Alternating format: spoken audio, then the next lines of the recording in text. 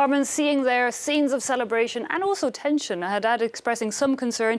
Clearly a very divided country today, but these fears that people have that the new president-elect, Jair Bolsonaro, could really bring the country back to the style of military dictatorship we saw between the mid-60s and mid-80s. Could he really have that much power on the institutions that are solidly in place? Well, these are, of course, worrying times for LGBT people, black people, women, of course, given the kind of comments that he made during the campaign. But you're right to say that the institutions are well entrenched. Brazilian democracy is more than 30 years old. It's not just emerging from dictatorship now, and Brazil's institutions have survived many crises.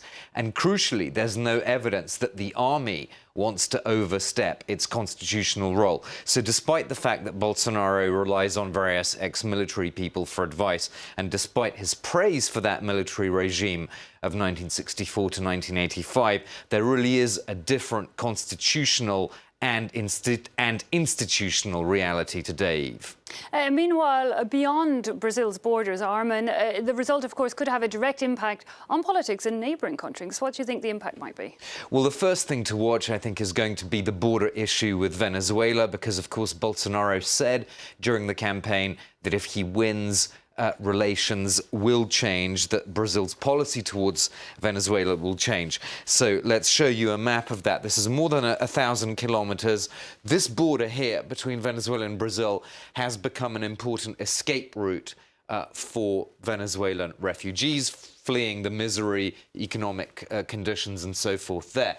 There have been some tensions in border towns and villages just inside Brazil, and Bolsonaro, of course, rode that wave, in a sense, during the election campaign. We'll have to see exactly what he does, but it's interesting that President Maduro of Venezuela, he did a tweet just after the results came in, and it was very stark contrast to other Latin American leaders who also tweeted congratulations to Jair Bolsonaro. With Maduro, there was no congratulations. It was actually a very defiant message. And his tweet says, "We will carry the banner of socialism and feminism." So clearly that word feminism must be a reference to Bolsonaro's comments about women during his career.